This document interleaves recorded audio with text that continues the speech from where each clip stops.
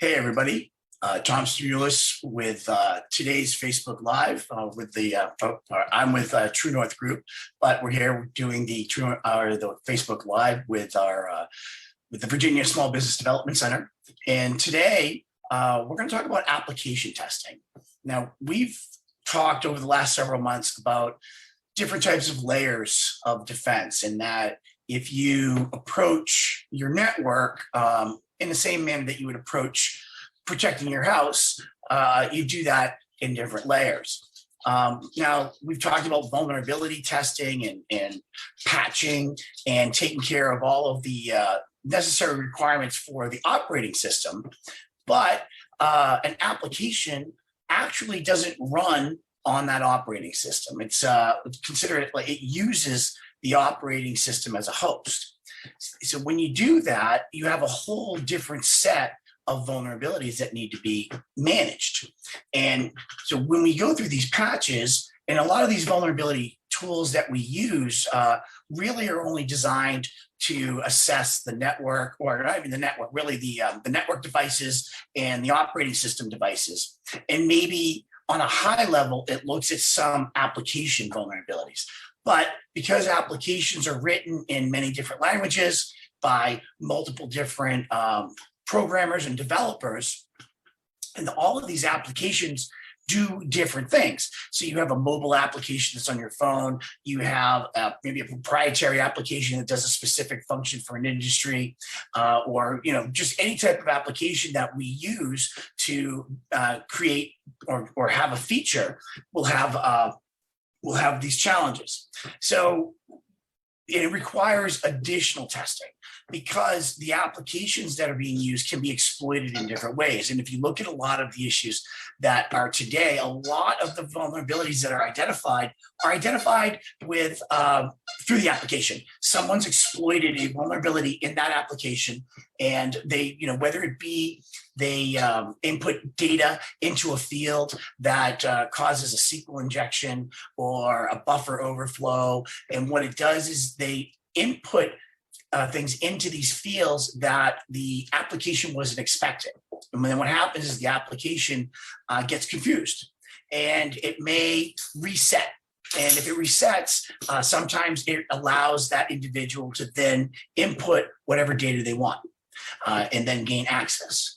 So, it's not, it's something that needs to be done. It definitely needs to be done by a professional. Web testing is not something that can be done by inexperienced individuals. There are some guides out there, but really it's more of a manual process for this web testing. And there are some automated scanning that can be done, and that is all done in a manner where, it's more for time constraints than anything, but it really is, it's more of a manual approach because every application or most applications are unique. So, we really want to do this, you want to have, if you have an application or if you've built an application for your company, you want it tested. You specifically want it tested before you go live. If you have what they call a good software development lifecycle, security testing is something that would be part of that lifecycle process. So as it's coded, as it's in development, or when it goes into testing, you'll hear the term user acceptance testing, where you'll have individuals testing the functionality of it. You'd also have your security people evaluating the application for security. And then once it's ready to go live, you really want to have your security team or a security company test it, because all of that data that you're introducing into that application is going to be stored in a database. And that's all of that critical data that we've talked about over and over again about securing. But if the application opens a avenue to that data, then protecting the database itself and putting in all of the security controls that we've talked about is not going to do you any real value, because someone's going to be able to get that data because your application isn't as secure as it should be. So as I said, there's manual testing, there's automated testing, and then there's an organization called OWASP, which is the Open Web Application Security Project.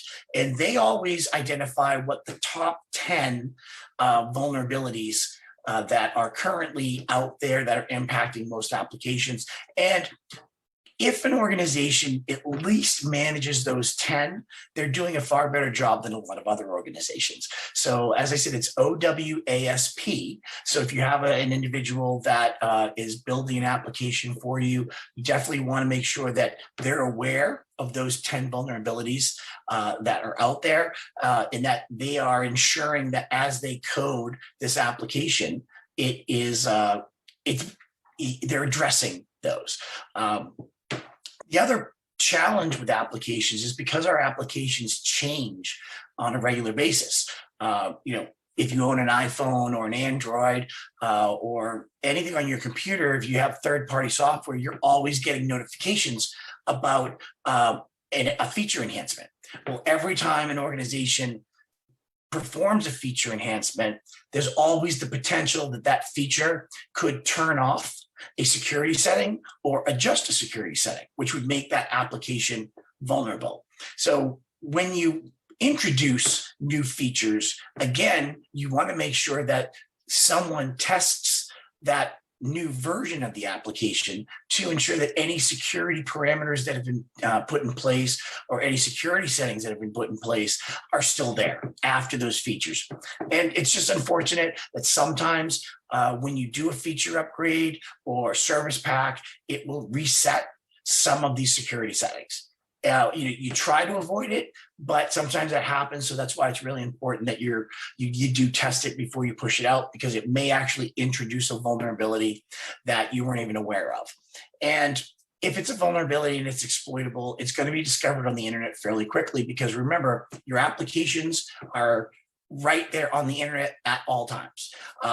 They may or may not sit behind a firewall. They may sit in what we call a demilitarized zone, but in order to reach that application, some of the most common protocols that we use are going to have to be available, whether it be HTTP or HTTPS or file transfers or anything that you need, any protocol that you need to access that application and provide that service is going to have to be allowed to get through that firewall. So it makes that application that much more susceptible, because you really can't put it behind a lot of barriers, because you need it to be available to your end users to get the most value out of it.